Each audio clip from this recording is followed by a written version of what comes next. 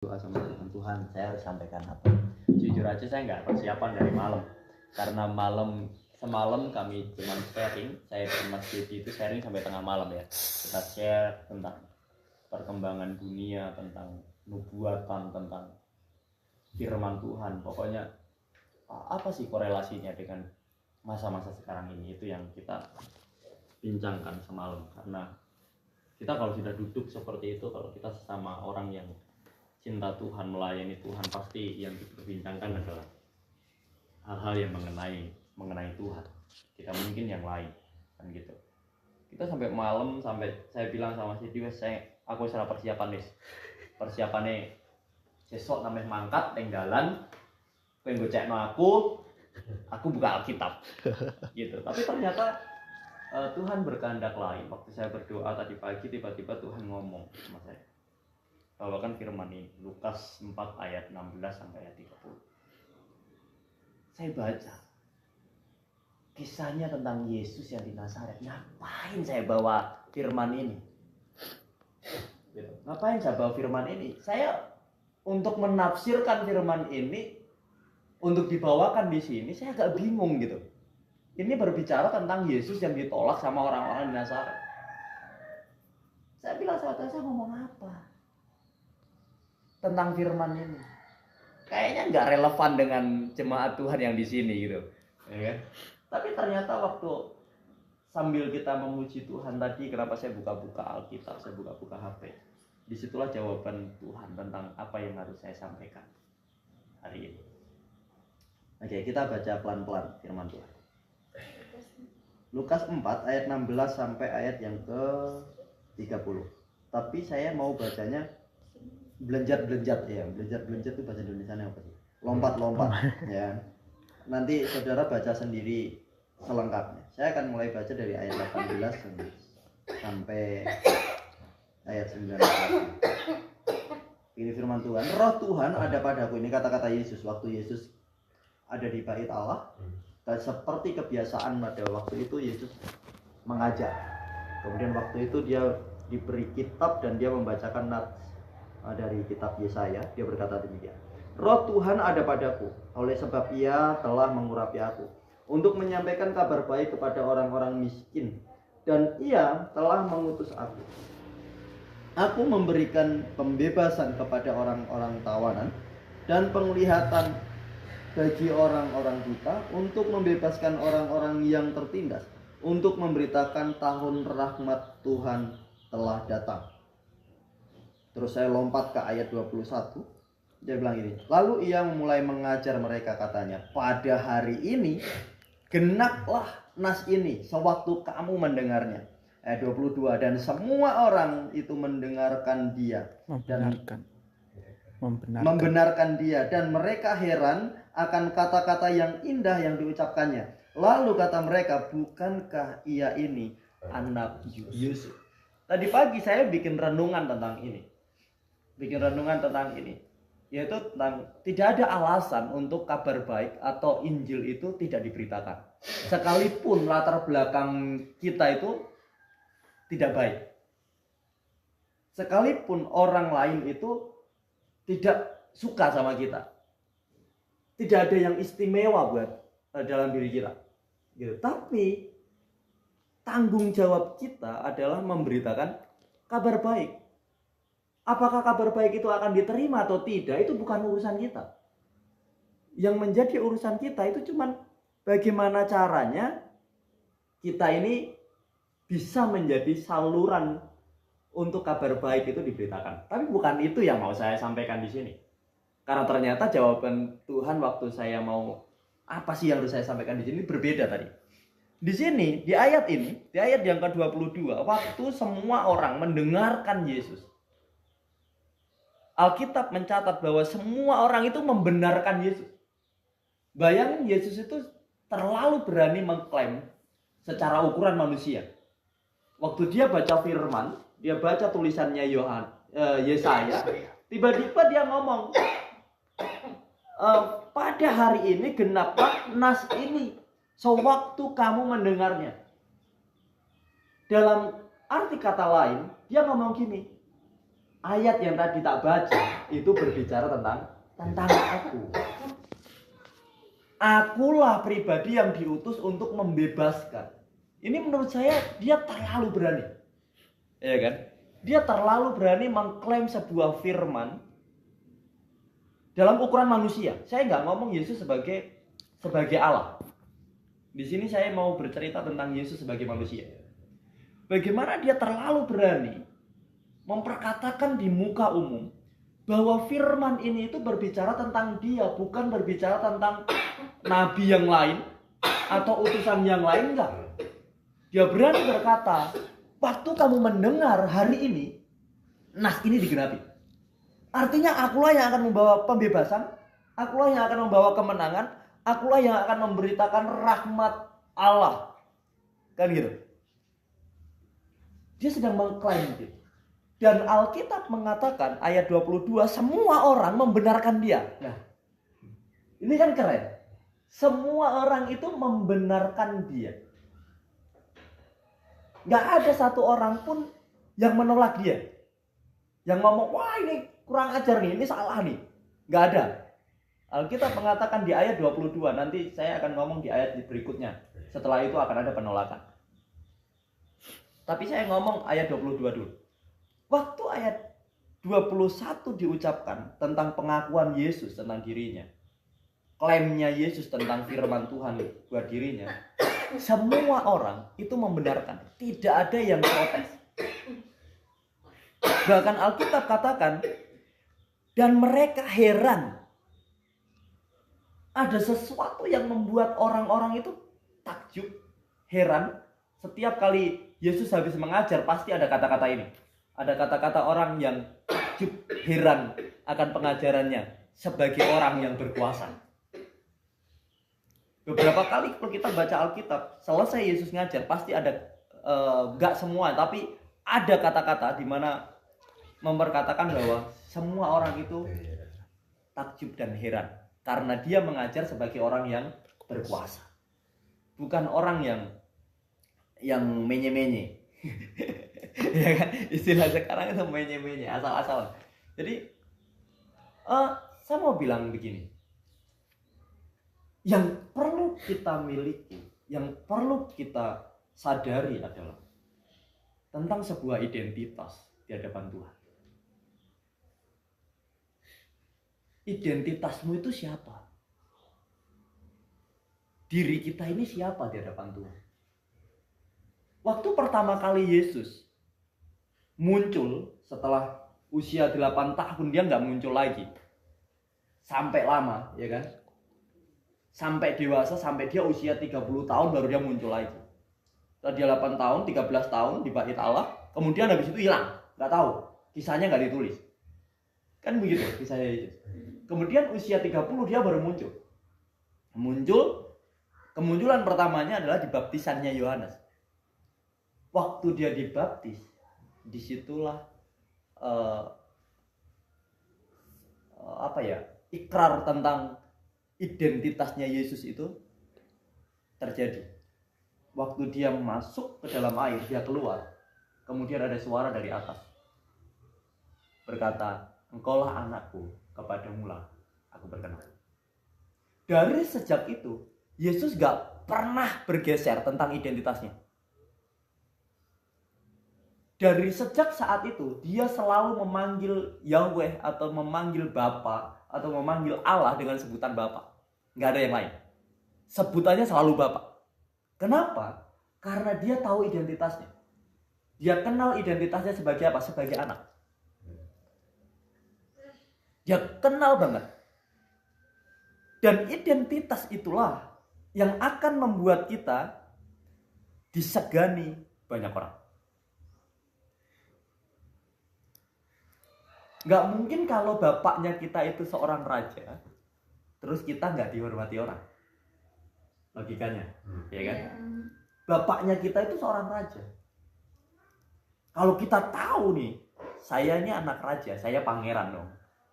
Yang cewek putri raja, kan gitu. Masa keluar gak dihormati orang? Nalarnya di mana? Kan gitu. Logikanya seperti apa? Harusnya Anak raja ini kemanapun dia pergi, dia disegani, dia dihormati. Kecuali dia tidak bisa menjaga harga dirinya sendiri. Anak raja, dia bisa kehilangan sebuah hormat, sebuah rasa apa ya? Rasa kagum dari seseorang kalau dia tidak bisa menjaga nama baiknya sendiri. Kalau dia sudah gagal menjaga nama baiknya, dia gagal menjaga kehormatannya, maka dia tidak akan disegani lagi. Yesus gak pernah merendahkan dirinya, ya kan? Yesus selalu memposisikan dirinya sebagai anak. Apapun yang terjadi, dia tidak pernah merendahkan dirinya sama sekali. Dan kita akan melihat banyak alasan yang seharusnya Yesus itu bisa merendahkan dirinya sendiri. Banyak alasan yang sesungguhnya bisa membuat Yesus itu kehilangan identitasnya. Kita nggak usah baca perikop-perikop yang lain. Satu perikop ini aja kita akan temukan. Tapi Yesus gak pernah mau identitasnya berubah. Sekali anak raja, dia harus tetap anak raja. Sekali anak Bapa, sekali anaknya Tuhan, sekali anak Allah, dia harus tetap anak Allah. Dia gak mau. Dia gak mau menyebut dirinya bukan anak Allah. Bahkan waktu dia ditanya, engkaukah anak Allah? Jawabannya secara tidak langsung dia bilang iya. Dia mengatakan ya. Secara tidak langsung dia bilang iya. Engkau mengatakannya. Dia nggak bilang enggak. Allah itu kan nggak terlihat. Allah itu kan maha besar. Allah itu maha ini. Dan sedangkan aku ini lemah. Aku ini begini. Aku ini begini. Nggak gitu. Kita harus sadari satu hal bahwa waktu kita hidup di dalam Yesus, kita punya identitas yang baru. Iya. Dan identitas ini tidak boleh diubah oleh siapapun, termasuk diri kita sendiri. Tidak boleh diubah. Identitasnya kita apa? Yohanes 1 ayat 13-14 kayaknya atau berapa? Yang berkata mereka diberi kuasa untuk menjadi anak-anak Allah. Jadi setiap orang yang percaya kepada Yesus itu diberi kuasa untuk menjadi anak-anak Allah. Itu identitas baru kita. Sama seperti waktu Yesus habis dibaptis, langit terbuka, Bapa ngomong, inilah anakku, kepadamulah aku berkenan. Seperti itulah diri kita. Waktu kita sudah dalam Yesus, kita lahir baru. Sebenarnya kalau kita belajar peka, Bapa pun akan ngomong itu dengan kita. Engkaulah anakku, kepadamulah aku berkenan. Hanya kenapa kejadian dalam diri kita tidak sama seperti Yesus. Kita sendiri yang sering kali kita itu menghambat pekerjaan roh di dalam hidup kita. Satu ketika saya ngobrol dengan salah satu hamba Tuhan. Hamba Tuhan ini menurut saya luar biasa. Dia seorang perempuan, cewek. Dia berjuang dari nol, merintis sebuah gereja, sampai ada jemaatnya. Dan jemaatnya gak seberapa, paling banyak 10 orang. Sampai sekarang. Tapi dia menurut saya adalah pribadi yang setia. Rumahnya dia dengan gereja yang dia rintis itu gak deket loh. Lumayan jauh. Tapi dia setiap kali mau pelayanan dia datang pagi-pagi sekali. Dia membersihkan gereja sendiri, ngepel sendiri. Tata kursi sendiri, semua sendiri. Sejak ada suaminya dia dibantu sama suaminya. Jadi semua sendiri. Saya bilang, orang ini luar biasa. Tapi waktu sharing sama saya, waktu itu setelah saya habis doa 10 malam yang lalu, puasa, kita akan adakan doa puasa 10 malam waktu menyambut hari Pentakosta. Tuhan ngomong sesuatu sama saya tentang orang ini. Dia adalah orang yang dipilih oleh Tuhan untuk menjadi hamba Tuhan, untuk menjadi seorang gembala. Tapi berkali-kali, tiap kali dia mau ditabiskan, dia menolak. Saya tanya sama dia, kamu kenapa mau lari dari panggilan? Dia bilang, iya Sam, saya ini merasa saya bukan siapa-siapa. Wah, jawabannya rendah hati sekali ya. Ya kan? Saya ini bukan siapa-siapa. Siapa sih saya? Saya ini tidak bisa ngapa-ngapain. Wah, ini kayaknya rendah hati loh. Ya kan? Pertama kali saya membaca, wih rendah hati sekali ini anak. Padahal di mata saya dia ini orang yang luar biasa. Tapi waktu dia ngomong sama saya, dia ngomong ke saya bukan siapa-siapa. Wih rendah hati sekali. Tapi Tuhan ngomong bukan, dia bukan rendah hati, dia sombong. Wih, kenapa sombong Tuhan? Dia sombong dengan kelemahannya. Sehingga dia tidak mempercayai kuasaku. Jadi sombong itu bukan hanya membicarakan tentang kelebihan kita. Waktu kita membatasi diri kita dan kita membatasi kuasa Allah itu sombong namanya. Iya kan? Firman Tuhan lo ngomong gini. Jikalau kamu tinggal di dalam aku dan firmanku tinggal di dalam kamu, mintalah apa saja yang kamu kehendaki, maka kamu akan menerimanya. Itu janji Tuhan. Terus kita ngomong nggak bisa. Itu kan firman. Tapi untuk menjalaninya nggak semudah itu. Nyatanya aku nggak bisa. Sombong itu namanya. Kamu sedang membatasi kuasa Tuhan dengan kelemahanmu sendiri. Saya baru sadar, oh iya ya, ternyata sombong itu bukan hanya ngomong tentang apa yang dia bisa, apa yang dia miliki. Selama ini kan persepsi kita, pandangan kita adalah sombong itu kalau dulu aku wong sugih, nah itu sombong kan itu. Ya aku wong sugih sombong. Dulu aku kuat tuku sombong ya, sombong banget. Ternyata enggak, aku gak iso kok. Aku gak ini. Sombong juga. Tapi sombong dalam kebodohan. Iya, ternyata waktu itu. Iya ya. Terus saya ngomong sama Tuhan, kenapa Tuhan bisa seperti itu? Aku pengen memakai dia menjadi seorang gembala. Dan sudah berkali-kali aku ngomong lewat hambaku. Ditabiskan. Dia selalu bilang, gak mau. Kenapa gak mau? Karena aku gak bisa. Karena aku lemah. Padahal aku yang menguatkan dia. Aku yang memanggil dia. Aku yang memilih dia. Artinya dia bisa pelayanan. Itu bukan karena kekuatannya, tapi kekuatan. Dia sedang membatasi kekuatanku. Dia sedang membatasi kuasaku. Dia sombong dalam kekurangannya. Wow. Saya bilang ini keren. Lalu tak bilang sama dia, bertobat. Kenapa Sam? Kamu sombong. Loh kok sombong? Gak terima dia. Kok aku sombong? Aku lu ngomong apa adanya, aku lemah. Aku gak bisa. Aku gak mampu. Ajak mikir. Coba kamu mikir. Selama ini. Waktu kamu belum siapa-siapa. Tuhan pilih kamu. Beberapa tahun yang lalu Tuhan ngomong sama kamu. Tentang panggilan. Bener atau enggak? Padahal aku gak ngerti loh. Itu asal nebak. Karena itu tiba-tiba itu ada dalam hati saya. Untuk ngomong masalah itu. Beberapa tahun yang lalu Tuhan ngomong sama kamu. Tentang panggilan kamu. Kamu harus jadi seorang gembala. Benar atau enggak? Benar Sam. Waktu itu kamu ngomong apa? Terima kasih Tuhan. Jika ini panggilanku. Aku mau. Aku pasti bisa. Sekarang kenapa kamu ngomong? Aku enggak mau. Aku enggak bisa. Dia mulai renungkan. Iya ya. Dulu kamu bukan siapa-siapa. Waktu kamu masih sekolah teologi. Kamu enggak punya jemaat. Kamu cuma berandai-andai nanti aku melayani, ada jemaat Tuhan yang kulayani, ada gereja yang aku layani. Iya kan? Dia bilang iya.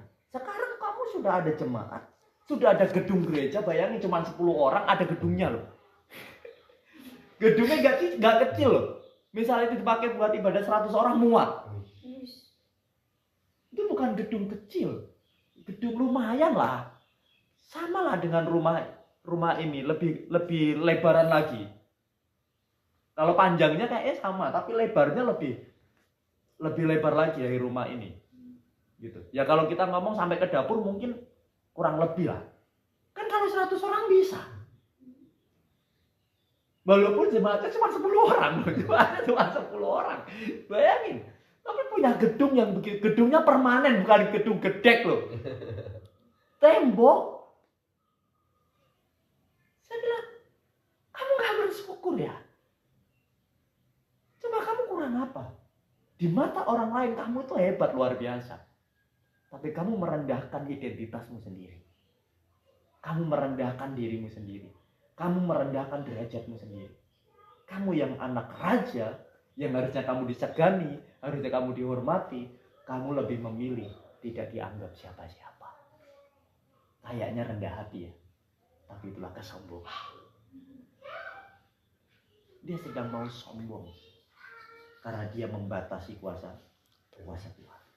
Minggu lalu saya sampaikan di tabernakel, waktu engkau membatasi dirimu sendiri di dalam Tuhan, ada lanjutannya di dalam Tuhan ya, maka engkau sedang membatasi kuasa Tuhan bekerja dalam hidup. Kita sedang membatasi kuasa Tuhan bekerja dalam hidup kita. Makanya Yesus terang-terangan dia ngomong, karena dia udah tahu identitasnya, dia ngomong, nas ini sudah tergenapi hari ini. Kapan? Yang waktu kamu mendengarkan firman ini. Siapa orangnya? Aku. Yesus terlalu pede ya kan? Dia pede sekali. Karena dia tahu identitasnya. Dia ngerti identitasnya. Loh, kita ini anak raja. Kita ini anak Allah.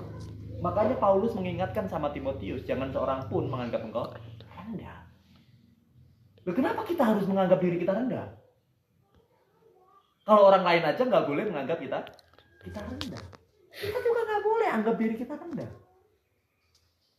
Berdosa kita waktu kita menganggap diri kita rendah. Kita berdosa kepada siapa? Kita berdosa pada penebusan Kristus. Penebusan Kristus itu supaya hidup kita berubah. Identitas kita berubah. Yang tadinya kita makhluk berdosa, kita menjadi makhluk surga. Yang tadinya kita lemah, yang membuat kita lemah itu sebenarnya apa sih? Dosa. Dosa kita lah yang membuat kita lemah. Sakit penyakit itu berawal dari benih dosa. Walaupun banyak orang Kristen sakit, mati karena penyakit. Bukan berarti orang Kristen itu nggak merdeka. Fisiknya nggak merdeka. Tapi identitasnya dia sudah merdeka. Karena ini ada gen yang diturunkan dari dosa. Dan gen itu nggak bisa semerta-merta diambil begitu aja. Sebenarnya kalau Adam dan Hawa nggak jatuh dalam dosa, nggak ada penyakit dalam diri manusia. Semenjak Adam dan Hawa jatuh dalam dosa, maka ada yang namanya penyakit di dalam diri manusia. Dan itu nggak bisa langsung diambil sama Tuhan. Tuhan nggak mau ngambil yang sifatnya kecil-kecilan seperti itu. Kayak penyakit, itu kan hal kecil. Yang Tuhan pikirkan lebih jauh tentang keselamatan jiwanya. Keselamatan rohnya. Karena mau bagaimanapun kita di dalam Yesus, kita ini belum makhluk surgawi yang kekal, sifatnya tubuh kita kekal.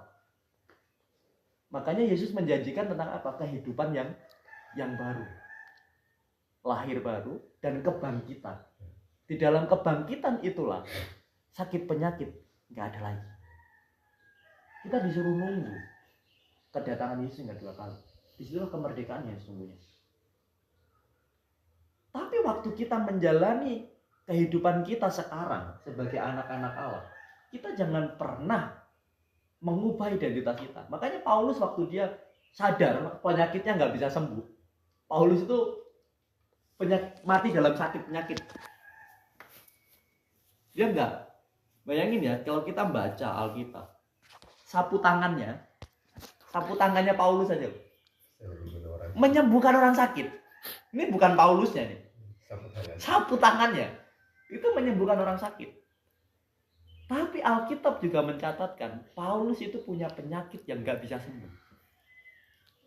Sampai berkali-kali dia berdoa sama Tuhan, ngomong, Tuhan sembuhkan aku. Dan Tuhan nggak jawab doanya. Bayangin. Paulus punya alasan nggak untuk mengingkari Tuhan? Punya. Alasannya gini, aku mendoakan orang aja, orang sembuh. Kenapa aku nggak Tuhan sembuhkan? Bisa nggak dia mengingkari Tuhan? Bisa dong. Tapi karena dia tahu identitasnya, aku dipanggil untuk menjadi anak Allah, aku dipanggil untuk menjadi hamba Allah, maka aku tidak mau menyangkal Tuhan. Sekalipun aku mati dalam sakit penyakit, aku akan tetap melayani Tuhan. Itu Paulus. Dia punya penyakit, kalau tidak salah, dia punya penyakit mata yang tidak bisa tersembuhkan. Benar, dia punya penyakit mata yang tidak bisa tersembuhkan. Waktu dia berdoa sama Tuhan, Tuhan cuma jawab gini, cukuplah kasih karuniaku kepadamu. Akhirnya jangan minta lebih. Jangan minta lebih. Kamu udah cukup, kamu udah terima kasih karunia, udah cukup wis. Gak usah minta yang lain. Jadi, Paulus itu punya penyakit yang gak bisa sembuh sampai dia mati. Sampai dia mati, gak bisa sembuh. Bahkan Alkitab berkali-kali menuliskan, dia sudah berdoa loh berkali-kali. Dan Tuhan tidak menjawab doanya. Coba bayangin seandainya kita di posisinya Paulus waktu itu. Protes gak? Protes lah. Tuhan gak adil kan? Orang lain aja disembuhkan lewat aku loh. Kok malah aku yang sakit gak sembuh? Lucu. Gitu. Tapi Paulus mengerti betul tentang panggilannya, tentang identitasnya. Enggak, dia nggak ngomong Tuhan nggak adil. Dia nggak protes sama Tuhan. Dia tahu apa yang harus dia kerjakan di dalam Tuhan. Apapun yang terjadi, dia harus tetap menjadi anak Allah. Dia harus tetap menjadi manusia Allah. Dia harus tetap menjadi hamba Allah. Itu Paulus. Kita lanjut lagi.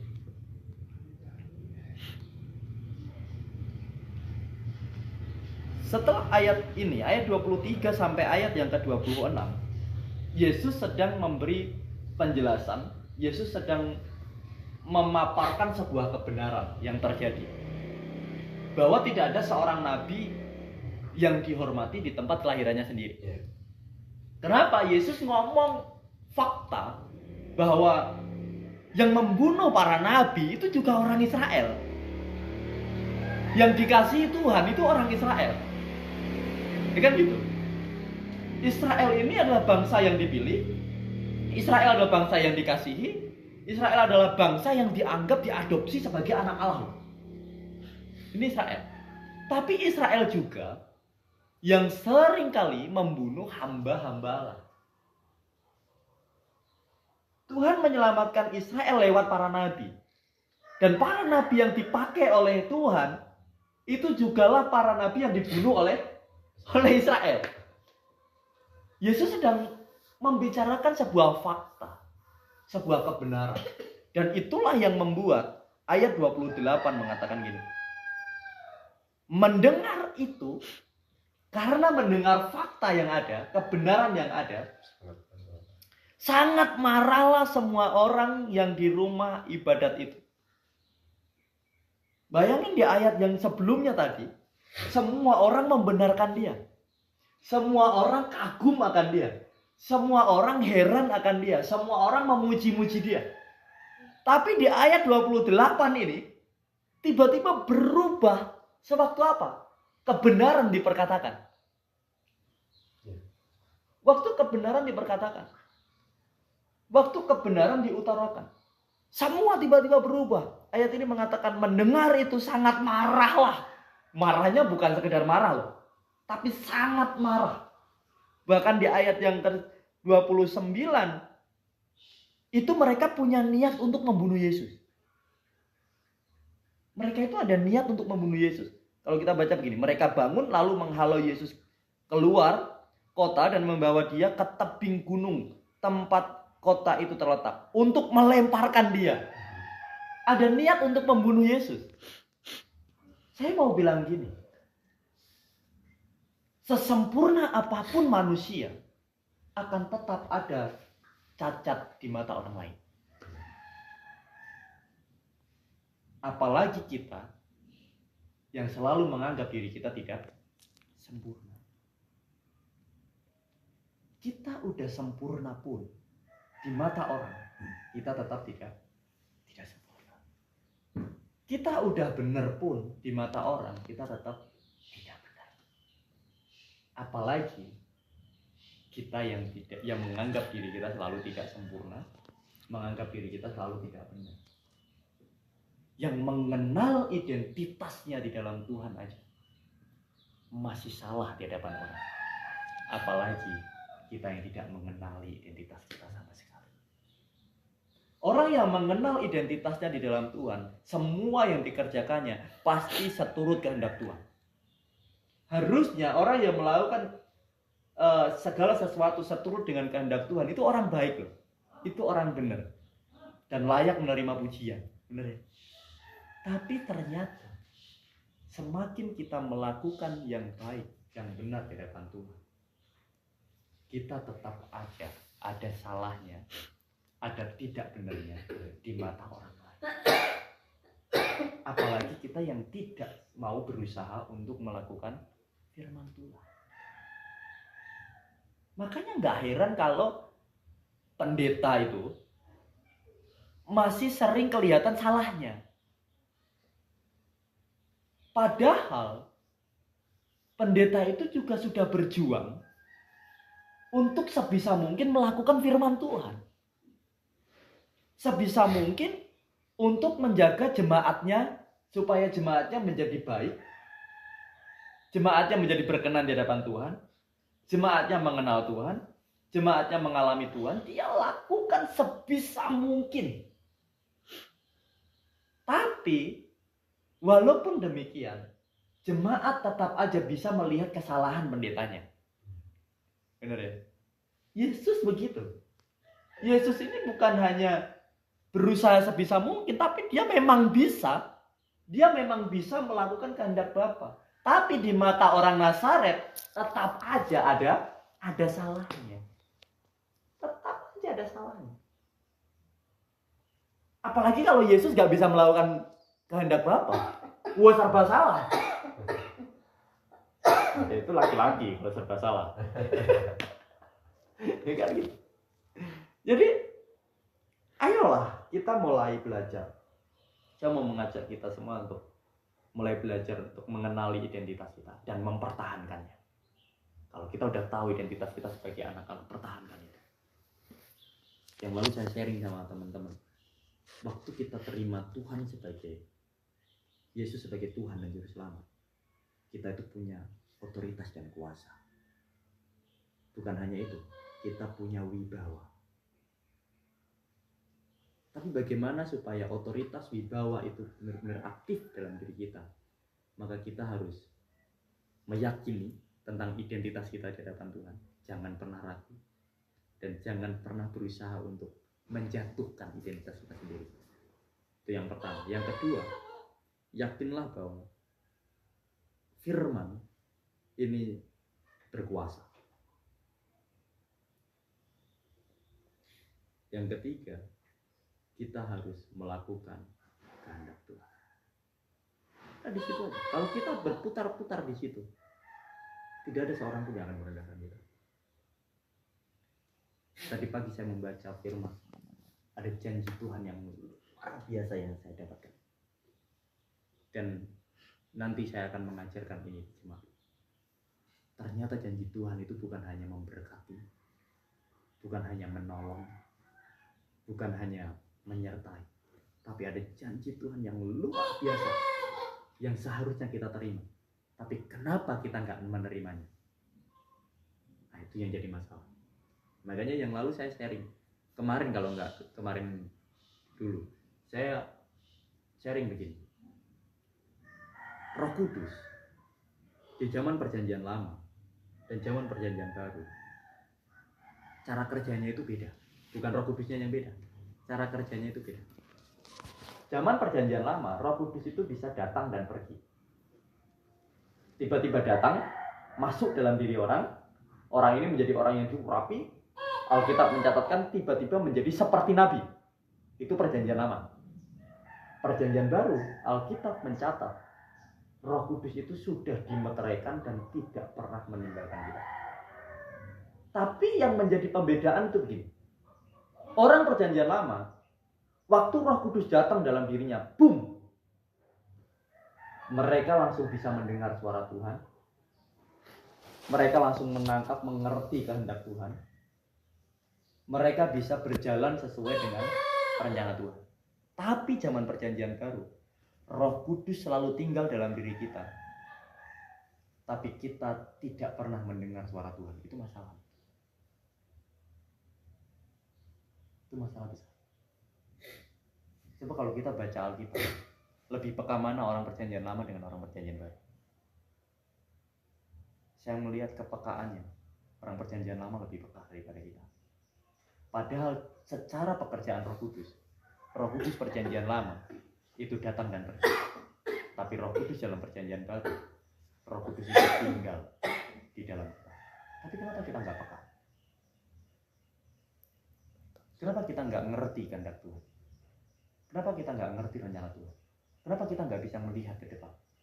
Orang perjanjian lama, sekali dia terima Roh Kudus, mengalami kepenuhan Roh Kudus, dia bernubuat, dia bisa memperkatakan kejadian yang akan terjadi sekitar 10 tahun ke depan apa. Dia bisa tahu. Tapi zaman sekarang, kenapa nggak bisa seperti itu? Kan ini sebenarnya masalah yang harus terpecahkan.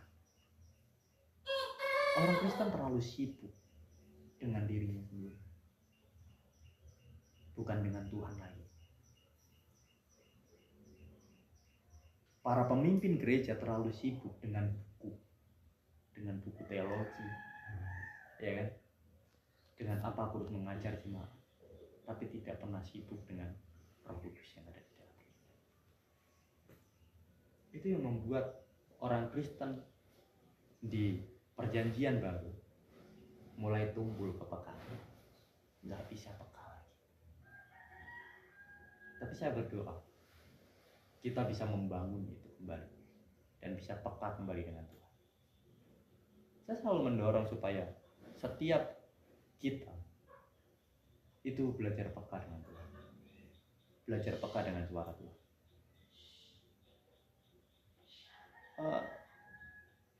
Saya dalam melewati hari-hari sekarang ini banyak masalah sebenarnya. Hanya saya nggak mau cerita dengan orang yang saya nggak pernah cerita, termasuk dengan keluarga. Cuma satu hal yang saya pegang, Tuhan pernah berjanji dengan saya, dan janji itu saya percaya. Sekalipun kenyataan yang saya lewati sekarang seolah-olah itu tidak mungkin untuk bisa menggapai janji itu. Saya sempat hampir putus asa. Saya pernah ngomong sama Tuhan, Tuhan itu tenang gak? Janji yang dulu pernah saya terima. Tapi saya putar lagi. Saya ngomong lagi sama Tuhan, tapi kalau memang iya, kalau memang janji itu benar, saya percaya akan tepat pada waktunya. Karena waktu itu Tuhan berjanji itu sekaligus menyebut bulan dan tanggal. Jadi saya pegang itu, walaupun sekarang ini seharusnya sudah mendekati dengan janji, tapi belum tak terima. Dan titik terangnya belum terlihat. Bayangin. Bisa percaya nggak? Ada alasan dong untuk saya nggak percaya lagi. Dan malah saya rasa itu bukan semakin saya mendekati janji itu, tapi seolah-olah perjalanan saya ini semakin nggak menuju ke situ. Dengan proses yang saya lewati, saya sempat ngomong sama Tuhan, tenang nggak Tuhan? Tapi saya kembalikan lagi, tapi kalau memang kehendak Tuhan, itu saya percaya itu akan terjadi. Tiba-tiba saya diteguhkan dengan seorang hamba Tuhan. Teman ngomong gini, bro, kamu begini-begini. Iya, kenapa? Saya bilang, gak usah ragu, kalau Tuhan sudah ngomong hari, tanggal, bulan, percayalah. Padahal dia gak ngerti loh, saya gak pernah cerita dengan siapapun. Tiba-tiba dia, waktu saya telepon sama dia, ini karena saya beberapa waktu yang lalu saya gak tahu ya dapat berkah dari siapa. Tiba-tiba malam itu Tuhan tunjukkan wajahnya temanku ini, hamba Tuhan ini. Saya tanya, Tuhan kenapa ya? Dia lagi peperangan sama siapa? Karena tiap kali saya pelayanan sama dia itu biasanya urusannya sama setan. Jadi saya waktu melihat dia dalam penglihatan, saya pikir, ini peperangan gitu. Saya sudah mau doa peperangan, tiba-tiba Tuhan ngomong, enggak, kamu minta nomor rekeningnya. Lah, satu ini kalau diberkati orang, selalu nolak, enggak mau. Orang satu ini yang Tuhan tunjukkan ini kalau dikasih berkat, sering nggak mau, sering nolak. Saya ngomong sama Tuhan, Tuhan salah ini kayaknya. Kalau saya harus minta nomor rekeningnya dia, yang ada saya malu dan kalau ditolak, iya kan? Akhirnya saya ngomong gini, kalau memang Tuhan mau saya berkati dia, Tuhan ngomong sama dia. Kalau enggak saya nggak mau, karena saya akan malu. Dan saya janji besok jam 9 saya telepon dia. Habis penglihatan itu malam, besok jam 9 di sini saya telepon dia. Pas mau telepon, nomornya hilang. Bayangin. Wah, 8:30 gitu. Piye? Padahal aku udah janji ya. Aku udah janji sama Tuhan telepon jam 9. Piye lah ini? Aku akhirnya saya telepon Yonatan. Tolong nomornya pendeta ini. Wah, aku nggak punya. Waduh, pokoknya carikan.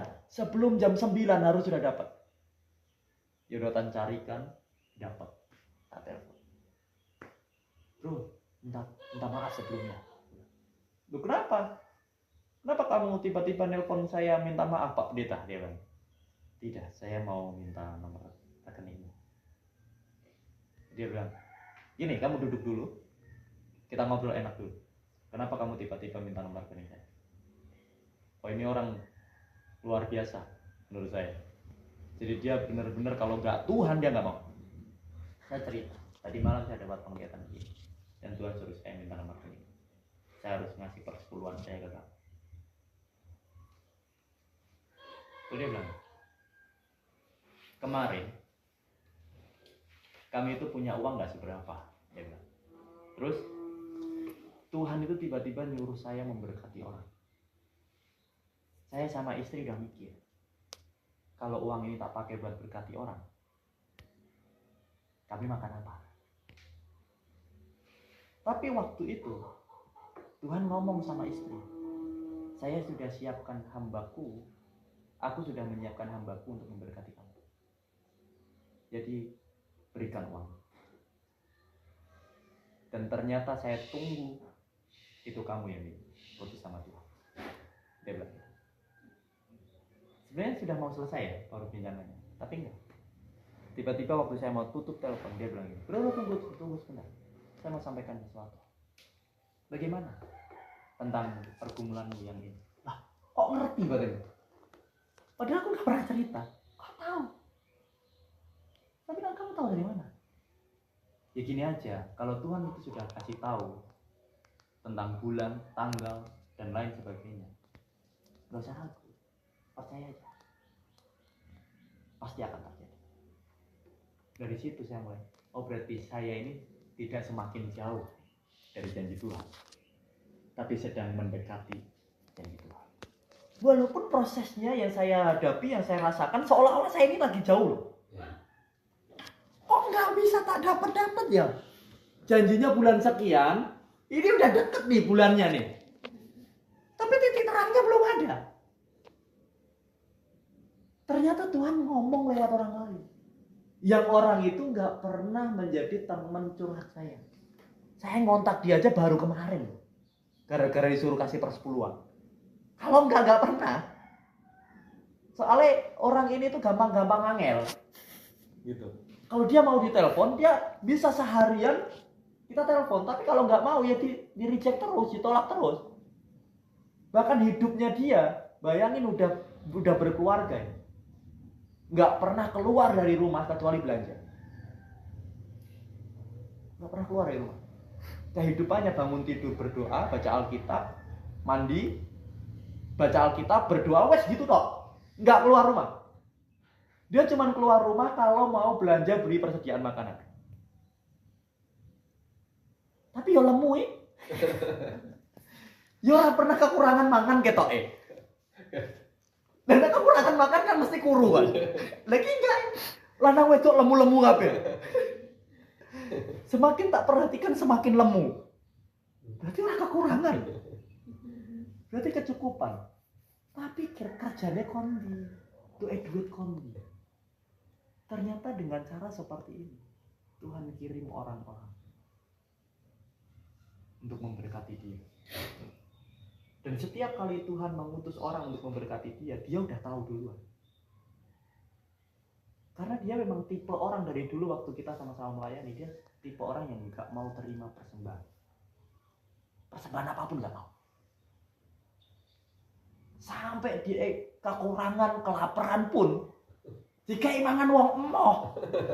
Ini paling angel siji. Tapi nak kita yang ngasih gelem. Karena kan memang tinggalnya sama kita. Jadi kalau kita ada berkat ya ikut makan. Kalau enggak, dia dikasih langsung ke dia enggak mau. Gitu. Jadi gini, mau saya sampaikan apa? Kita tetap percaya apa yang sudah Tuhan tetapkan dalam diri kita waktu kita percaya tentang identitas kita, tentang janji-janji Tuhan. Jangan pernah kita meragukan itu, dan apalagi kita mulai menganggap diri kita rendah, menganggap diri kita nggak bisa apa-apa. Karena sekalipun kita berjalan dalam kuat-kuasanya pun di hadapan orang, tetap aja kita ada kekurangan.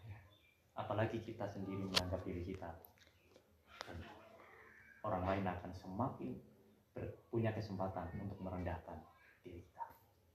Makanya saya selalu ngomong sama teman-teman, ada masalah sebesar apapun dalam dirimu, jangan pernah engkau menunjukkan di mukamu. Di depan umum, engkau harus tetap menjadi pribadi yang ceria, tetap menjadi pribadi yang sukacita, tetap menjadi pribadi yang damai sejahtera. Biarlah masalahmu, bebanmu itu hanya menjadi milikmu sendiri. Dan engkau bisa mengutarakan, menunjukkannya di mana? Di kamar pribadimu bersama dengan Tuhan. Sudah selesai. Itulah kunci menjadi berkat. Sehingga orang akan melihat, kok gue senang terus sih. Nangis terus. Padahal nangis terus di rumah gak ngerti ya kan? Tapi nang jopo gue kok seneng terus sih. Ya kan? Gue lo pengen opo ae kok keturutan sih. Padahal ning kamar mikir piye Tuhan. Iki duit iki mah tak encake opo ya, tanggung ini kurang, tanggung ini. Bayar cicilan barang kan iya kan? Tapi di luar sana dilihat orang, "Wih lo kok iya kecukupan ya." Iya. Enak ya uripmu ya. Uripmu lo kok seneng terus ya. Kita harusnya seperti itu. Malah guyu. Harusnya kita seperti itu. Jangan sampai kesusahan, kepedihan, masalah, beban dalam hidup kita itu dilihat orang. Yang harus terlihat di hadapan di muka umum adalah sukacitanya kita di dalam Tuhan. Ini loh bentuknya. Kalau kita itu di dalam Tuhan, ada sukacita. Makanya saya selalu berusaha untuk yang tak posting itu saya senang-senang tak. Saya nggak senang. Cuma buat sendiri. Ya kan gitu. Malah saya nggak senang syukur. Saya ngorang enak, terus tak tangani dhewe wae gitu. Orang lain jangan melihat sesuatu yang tidak enak dari diriku. Ini kan yang mereka lihat tuh yang enak-enak, saya seneng-seneng. Dan mereka ikut seneng, mbon malah mau ikut iri orang ngerti ya. Ya itu kamu lah kan itu kamu. Tapi yang sebenarnya yang ingin tak bagikan adalah spirit sukacita kan gitu. Sesuatu hal yang membawa sukacita. Saya membawa duka cita wis tak pangane dhewe wae. Dengan gitu. Wis tak mbane dhewe. Biar itu tak bawa dalam Tuhan aja. Orang lain enggak usah. Karena waktu kita berbagi kesedihan kita belum tentu orang lain bisa terima. Belum tentu orang lain itu mau menanggung masalah kita bersama. Saya ono didobol oke. Ya itu kebanyakan seperti itu. Iya kan? Makanya tadi saya bilang, kita sempurna pun di hadapan orang, kita tetap punya cacatnya. Kita sukacita di depan orang, juga ada masalahnya. Masalahnya apa? Bikin orang iri. Ya kan? Bikin orang iri, bikin orang berprasangka yang tidak baik sama kita. Wah, sampai kesugihan nih mesti makan ya. Ya gitu, orang sampai kesugihan nih makan ya. Gitu. Tetap aja ada prasangka yang tidak baik. Iya. Daripada kita menimbulkan prasangka yang tidak baik dari sesuatu yang tidak baik, lebih baik kita melakukan hal yang baik sekalipun dicurigai sesuatu hal yang tidak baik. Ya terserah, itu kan urusan mereka. Yang penting kita berusaha untuk membagikan spirit yang membawa sukacita. Iya. Kalau mereka tidak sukacita dengan keberadaan kita, ya itu urusanmu kan gitu, itu urusanmu. Yang penting inilah kehidupanku dalam Tuhan. Aku ingin berbagi sukacita. Karena diberkatilah, berbaikilah orang yang membawa damai. Kan gitu. Nah kita udah membawa damai, tapi ternyata yang mereka tanggapi itu bukan kedamaian, ya itu urusanmu, bukan urusan saya kan gitu. Yang penting yang mau saya bagikan adalah kedamaian. Amin.